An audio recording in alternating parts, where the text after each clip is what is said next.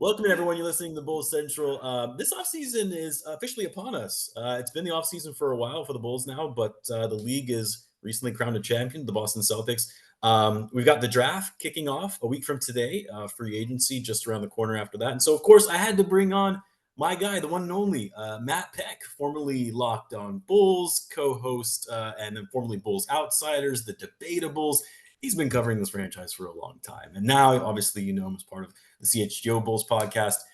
So it's my pleasure. Welcome back to the show, Matt Peck. Matt, how are we doing? It's been a while. It's good to have you back on. It's been a minute, Jamal. Always good to see you. Always good to chat. Appreciate the invite. Yeah, I'm trying to remember the last time I saw you. Probably on a visit to come see a Bulls game, and we overlapped. Yes, and I think and then Bulls Fest, right? Saw you there as well. Yeah, it's been a bit, and ironically, not much has changed with this Bulls roster, right? Nothing does when you're in purgatory, buddy. Nothing. Matt, of course, if you're not already, be sure to give Matt a follow at Bulls_Peck on Twitter. Check out all the great work that him and the team are doing over at CHGO with our guys, Big Dave and Will Gottlieb. Subscribe to the channel, the podcast, all that good stuff. I'll leave it all linked in the description. Now, Matt, we'll obviously talk about the Bulls, their offseason, upcoming draft, free agency, but where I actually wanted to start, which I know is probably going to make your blood boil a little bit, but I have to start here. Recent column reporting from your guy, Will the Goat Gottlieb, had some details around the Bulls and what offers they've received in a trade for Alex Caruso earlier in the season. According to sources, it was said that the Bulls, leading up to the trade deadline, had multiple offers from various teams that included multiple first-round picks, protected first-round picks, including one that actually ended up becoming a top 10 pick in this year's draft. And the Bulls declined, obviously because Caruso is still with the team.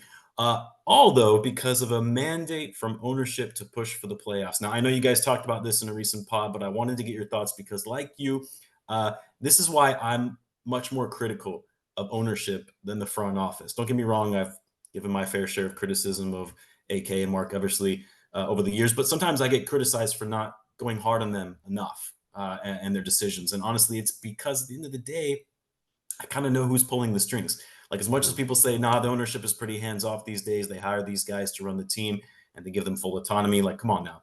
Do you guys know the Reinsdorfs? They've been pulling their, cheap moves for years and trying to raise the bottom line and spending as little money as possible while making as much money as possible. And so the question I have for you, Matt, is what does this say for the future of this franchise? Because to me, this really isn't about Alex Caruso and trading him or not, but more so the control of ownership and their desire to keep raking in those profits without actually building a winning team. What are your thoughts? Yeah, I mean, what a loaded question. What does it mean for the future of the organization? My God. Well, first of all, let me just say, tip of the cap to my colleague, Willie Gottlieb, who did some incredible reporting for that column. I know it's already been in some way refuted, if you want to use that word, by a different Chicago Bulls media outlet. And I will let Bulls fans draw their own conclusions as to why that happened. But I trust Will, and I trust that he said to me, I 110% trust my source on this. And it very much falls in line and makes a bit more sense than the story Bulls fans had been fed up until we got different reporting. Because it just screams Reinsdorf's, doesn't it? Because we heard AK say in a previous Q&A with the media, I think it was the one on deadline day, when he was asked to again clarify, if you thought as VP of basketball ops and Reinsdorf hired you and placed you in charge and said, go do your job, we'll leave you alone. If you thought that starting to disassemble this roster and head in a new direction was the best path forward now at the deadline, would ownership support you in that? And AK said flatly, yes, ownership would support me if I thought that was best. Fast forward a few months, and Will's reporting tells a much different story.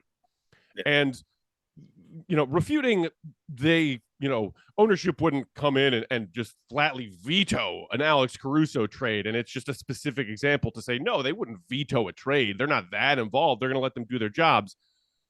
What Will's reporting stated, to be clear, is that there was a mandate from ownership to make a push for the playoffs. Right. And Will clarified in his column if AK has a mandate from ownership to push for the playoffs, that very likely impacted his decision to keep Caruso instead of trading him.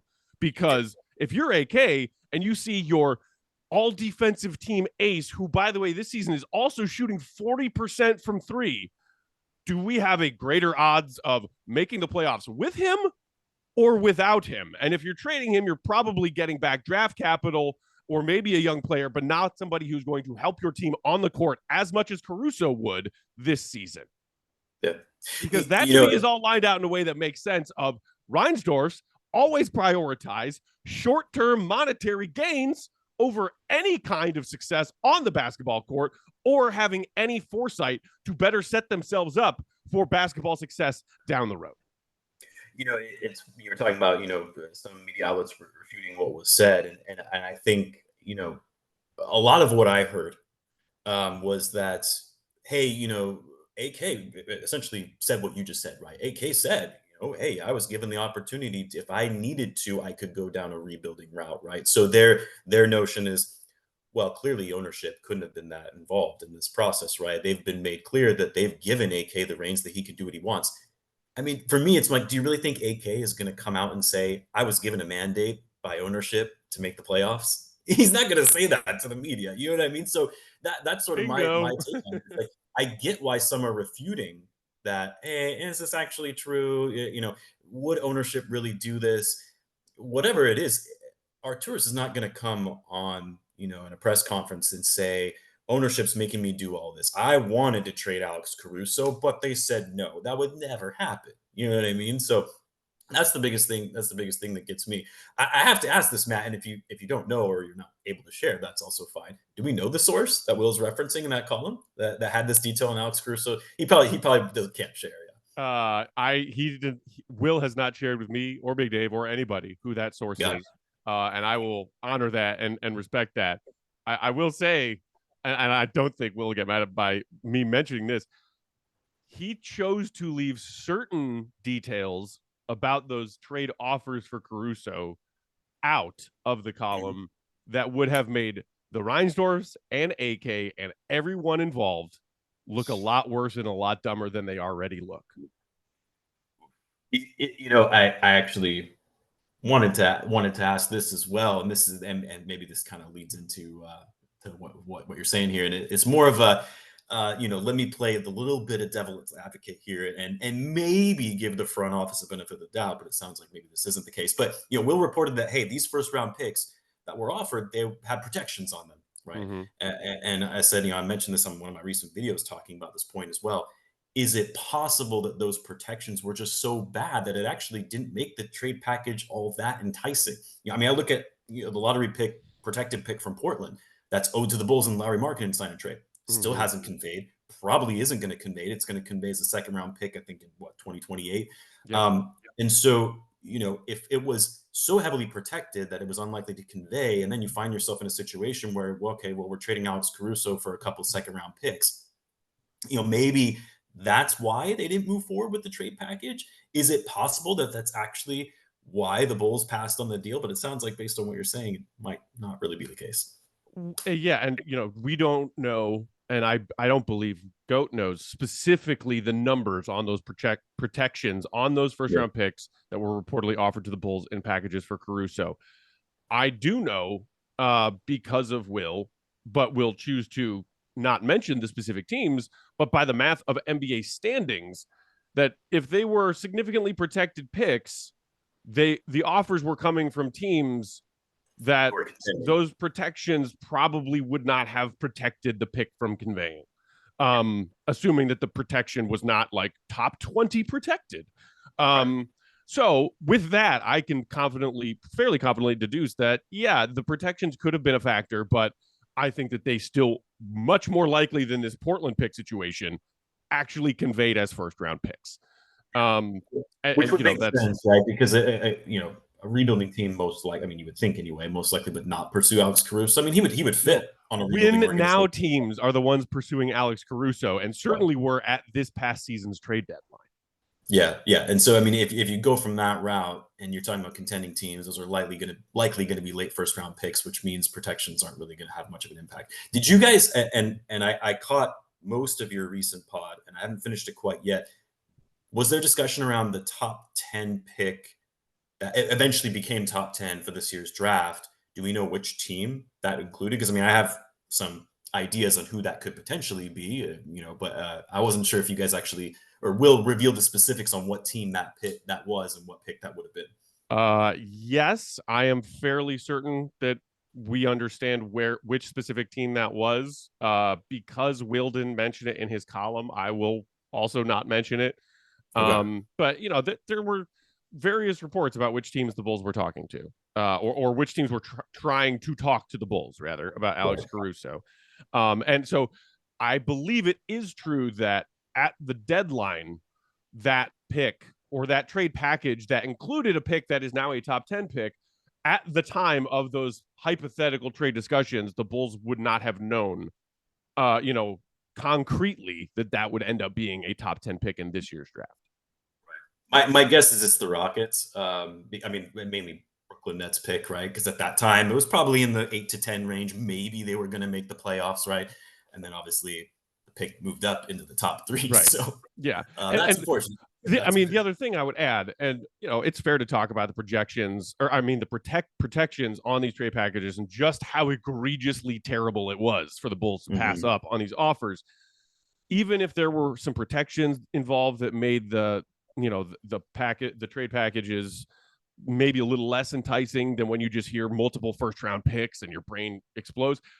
The fact is, regardless of the protections on those picks, whatever the Bulls get for Alex Caruso, if they do decide to trade him sometime between now and when his contract expires a year from now, those offers will not be the offers that they heard at this past season's trade deadline. They will not be the offers they heard last offseason.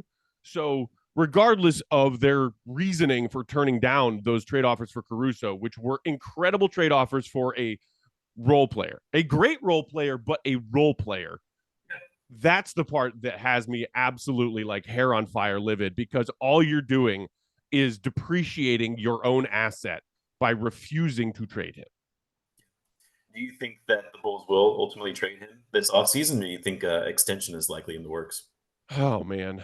Well, and the extension stuff is wild. And actually, Mort Jensen, shout out to him. I just read a brand new column he dropped for Forbes earlier this morning, talking a bit more about the Caruso projected salary cap extension. Will also included some of that math and Caruso money numbers in his column that dropped earlier this week.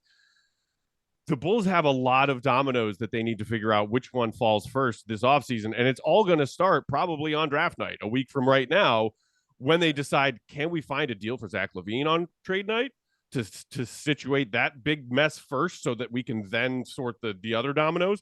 Will Alex Caruso be involved in a draft night trade of Zach Lavine? Because packaging Caruso with Zach will aid in getting off Zach's contract and maybe even getting assets back, as opposed to just salary dumping Zach by himself.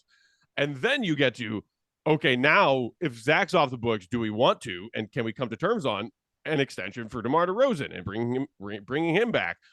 Can we come to terms on a new deal for Patrick Williams? And then all of that gets sorted in some order.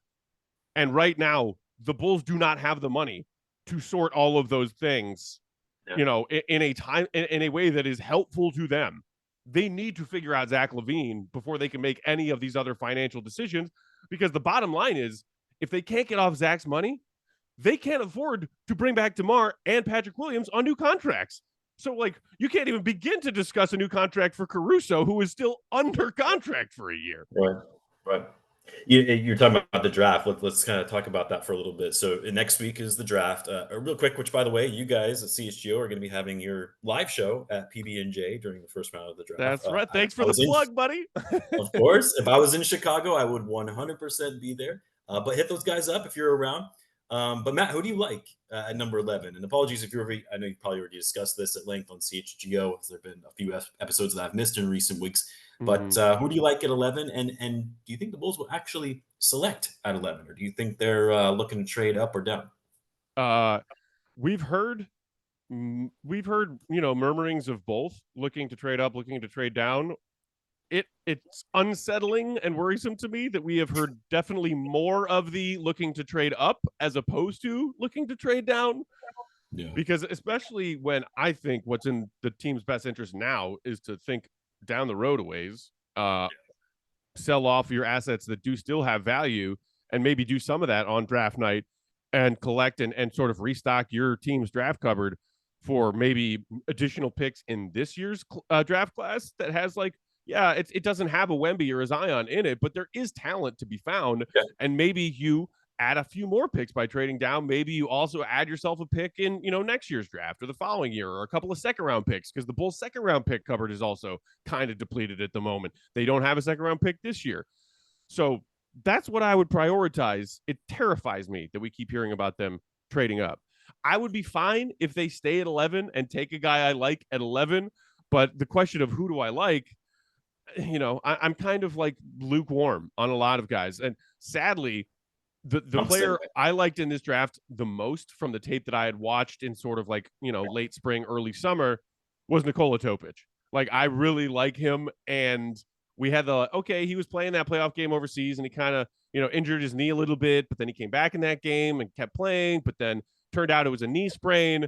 And then whatever it was a couple weeks ago when he was doing his version of the combine, overseas, it was reported he's actually got a partial ACL tear. Which immediately Bulls fans are like, red flag. Right. This injury depleted team and how many different iterations of players and key players going down to injury has caused us so much PTSD and present day frustration already. He was the one that I really liked. We did talk on yesterday's episode a fair amount about Ron Holland, the G League Ignite prospect. I do really see a solid potential NBA ceiling for him.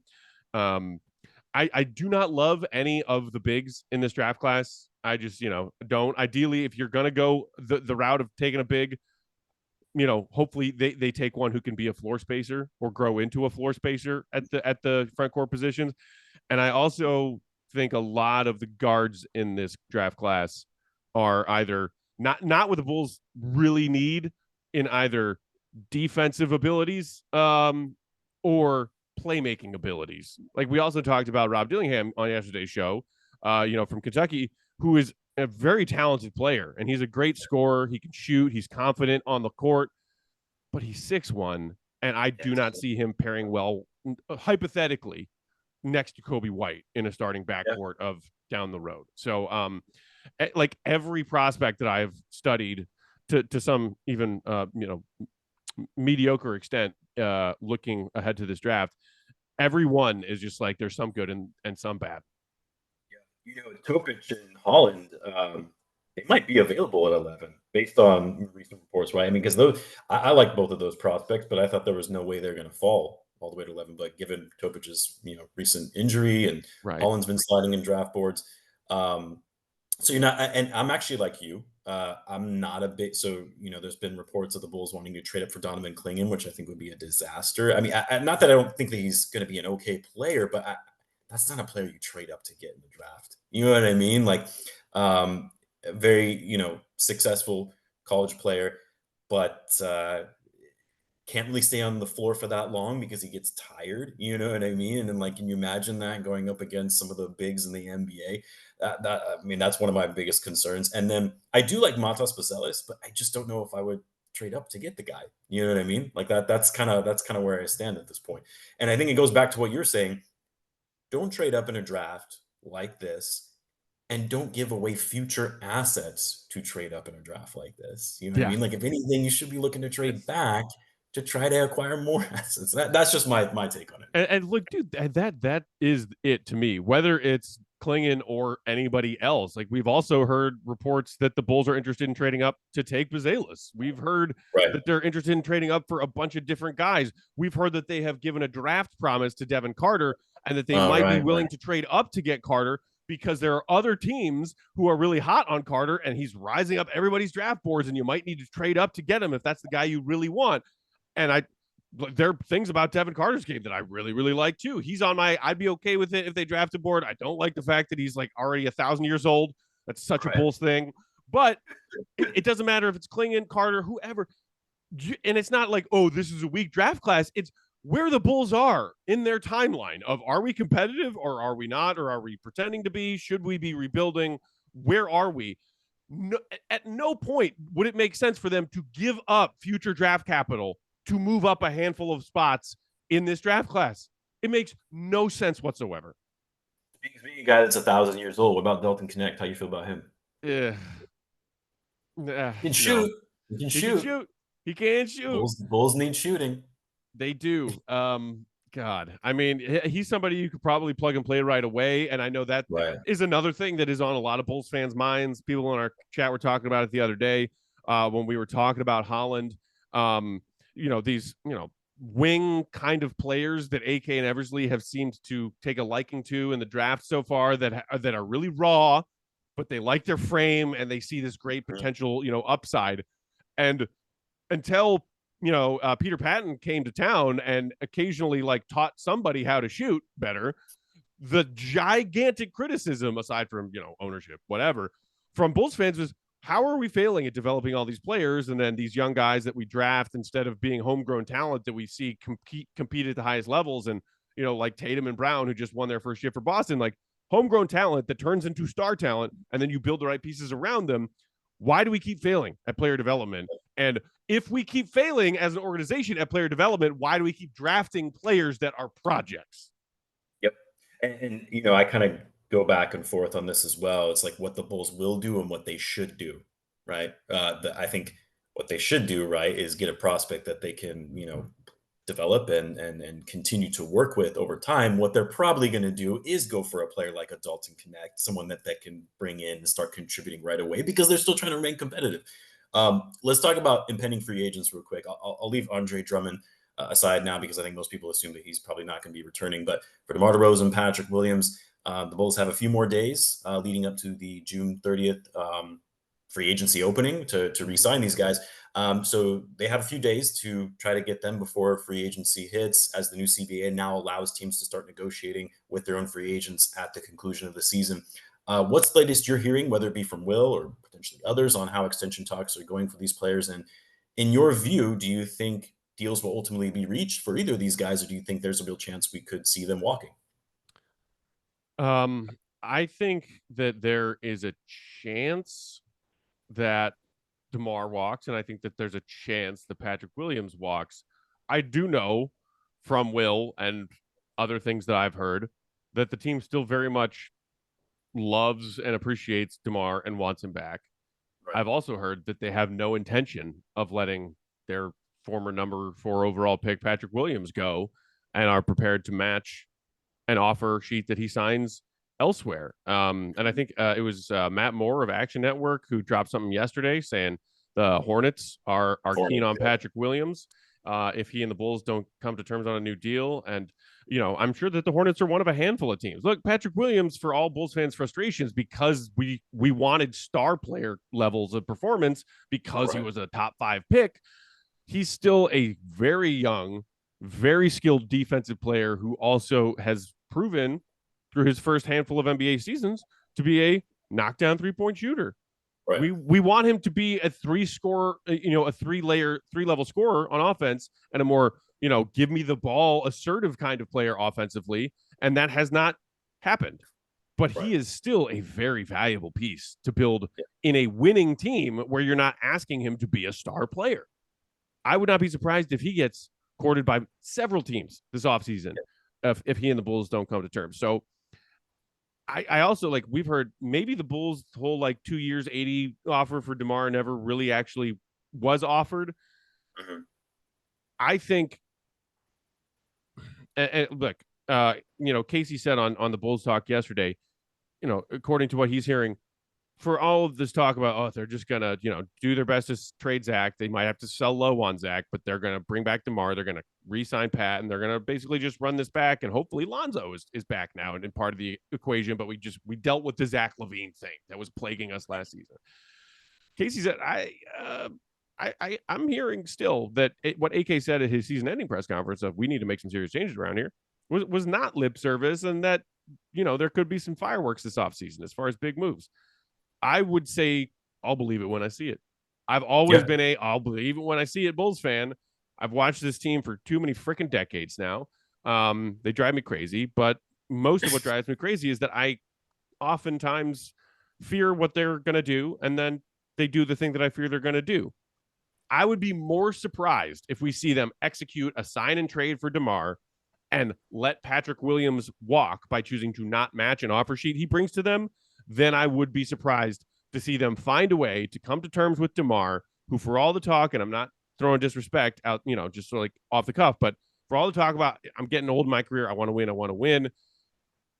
I think DeMar also would happily take another big fat sum of guaranteed money from the Bulls if they were the only team out there offering it.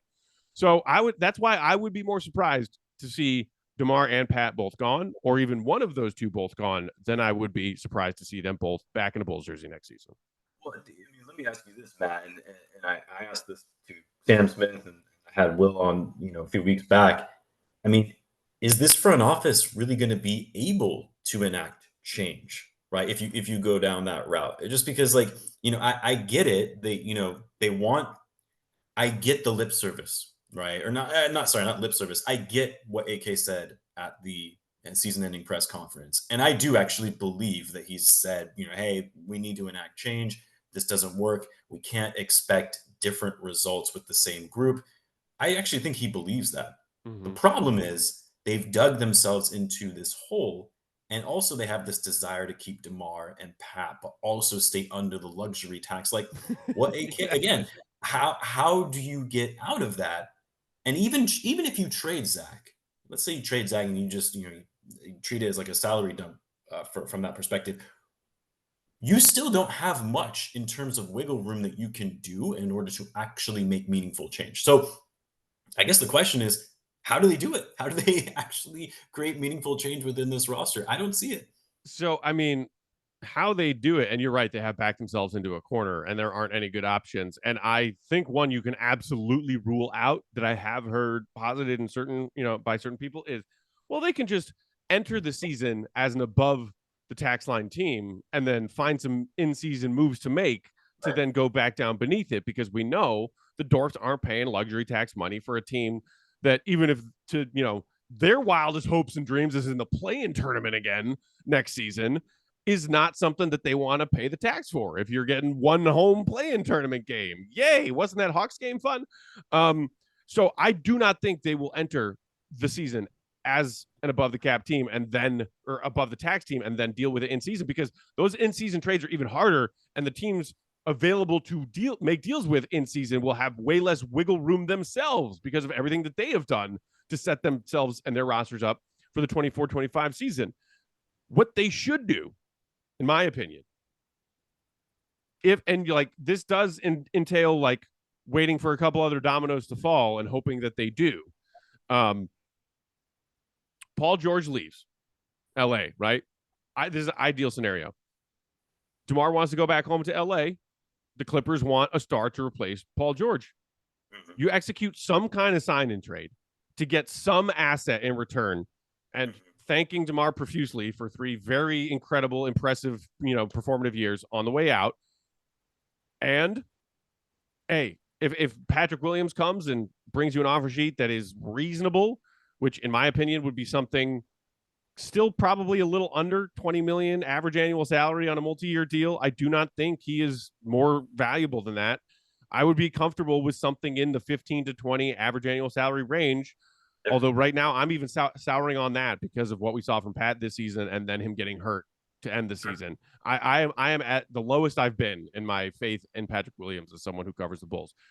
But while doing that, assuming you don't get out of left field a surprisingly positive offer for Zach Lavine, like on draft night or at some point this offseason, you keep Zach and you say, hey, Zach, I know you've been through a lot. You put up with a lot of BS and you want out, and we want to resolve this divorce, in a timely fashion, just like you.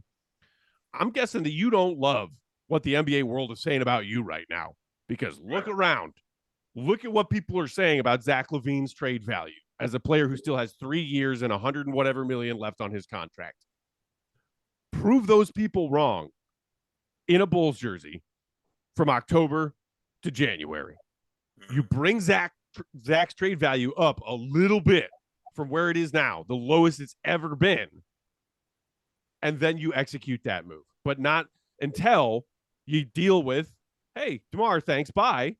Pat, bring us an offer sheet. Maybe we'll match it. And for the love of God, trade Alex Caruso as soon as possible for the best offer on the table. And in doing all of those things, you can still be preciously an under the luxury tax line team.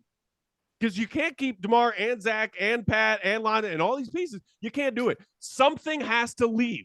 Something with a big dollar sign attached to it has to leave. And I think what makes more sense is signing and trading DeMar now and trying to rebuild some of Zach's trade value and then trading him too. And I agree with you. I think the only way that works is if you sign and trade. It is if DeMar leaves, right? Whether it's a sign and trade or you let him walk. Obviously, hopefully a sign and trade rather than just letting him walk. But Zach, the only way that he's really going to be able to increase his trade value is being that guy again, right? Being that guy on the team. Otherwise, he's probably going to try to do too much with DeMar being there, and it's just going to be a disaster. Yeah. And it won't be fun to watch for Bulls fans, but at least we will know, hey, maybe it's actually because this is foresight and setting up a better move down the road. And right. I believe Zach's statistically most impressive season is the one when it was his first of 2 All-Star years, the year before DeMar got here. And Zach was the guy on a team that was getting a little bit better. Yeah, he was almost 40-50-90 club. He was this incredible. Close, I think, free throw percentage away from being 50-40-90 on 25, 5 and 5 a game. Yeah. That's an all-star. That is an all-star player. And it's like, yeah, he's getting up there in years, but he still is in his prime. And that version of Zach Lavine could very well still exist. And teams would want that. Teams around the league would want that player. The new CBA really screwed the Bulls as it relates to Zach Lavine's contract, right? You know what I mean? Like, because that's what's made so many teams wary of taking on Zach Lavine, right? It's not that I think teams still recognize that Zach has a lot of talent, a very efficient offensive player. People would go after him if it weren't for the potential ramifications of the new CBA and the luxury tax aprons and all that kind of stuff. Right. And if it weren't for the new CBA, I think Zach would have been traded. Not being able to aggregate salaries together for those teams in the apron situation. Yeah, like the new CBA rules are going to make it really hard. Yeah. Matt, I'll get you out of here on this one. What do you think happens in this upcoming season? How do you think the Bulls show up?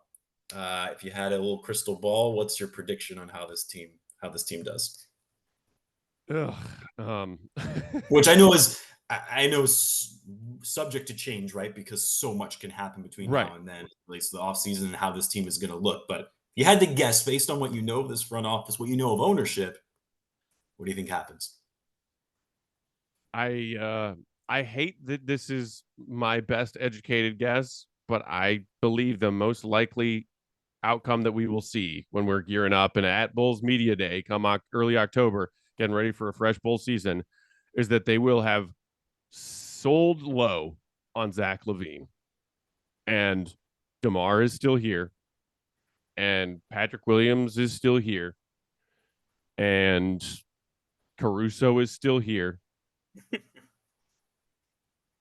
That I mean, and like okay, and then maybe a vet min here or there. Drummond's gone. Maybe there's somebody else as a backup big behind Vooch, but I hate that is my guess. But we just finished continuity year 3. What do we have other than one soundbite from AK at a season-ending press conference where they failed to get out of the play-in tournament again? What do Bulls fans have to point to say, I believe this will change? I believe this will change because I don't see anything. I don't see anything to believe that right now. Well, and it would be different if you could see a path. There isn't one outside of just blowing it all up, which we know they're not going to do. They're not going to do that. That's the thing. Bulls fans are really stuck on, let's tear this whole thing down. They just need to start rebuilding. It's been made crystal clear from the front office and, again, ownership. It's not going to happen. So you're right. It's probably more of the same. But Matt, as always, my man, I really appreciate you making the time to come on talk Bulls basketball with me. Keep up all the great work over at CHGO. Obviously, we'll be tuning into the live stream on draft night. Tell the guys I said hello, and hopefully you're able to enjoy the rest of the offseason. I will do my. Don't worry, man. Don't off-season Peck. Like I'm cranky when I'm putting in my hours at the office, but everything else about covering the NBA in the offseason is wonderful. And I'm enjoying my summer so far when I'm not at the office, complaining about the Bulls. But as always, I appreciate the invite, buddy. That we all have so much respect for the work you do here at Bulls Central. You're an integral part of the Bulls content and podcasting and Bulls chat community for all the fans out there. I know a lot of people appreciate what you do. We just got to get you to move back to Chicago at some point because a couple of Zoom chats and one face-to-face hang a year it's not going to cut it. Yeah, it's hard once you get married and they have family that live in this area and they're not going to want to move. And sounds like a them problem. That does sound like a them problem, doesn't it? Right? I'm just kidding. I know it's not a them, it's a we, and I'm sure that they are a wonderfully wonderful and legitimate reason to be where you are. And honestly, don't move home to do more recovering the Bulls because that would be the worst life decision you could possibly make right now. You can imagine bringing that to my wife. Hey, I think you should move to Chicago because I really want to cover more of this team. But dude, they killed Mark K. They just killed. He was just like. I was just gonna say. I mean, yeah, Stefano also same thing. Wrote a great column a couple months ago. He's given up. A long time Bulls guy his whole life. He's like, I'm done with this, and I'm sitting here saying, should I be done with this crap? Anyway, Matt, you take care, buddy, and I'm sure we'll chat soon. And thank you all for tuning in, and I'll catch you guys in the next one.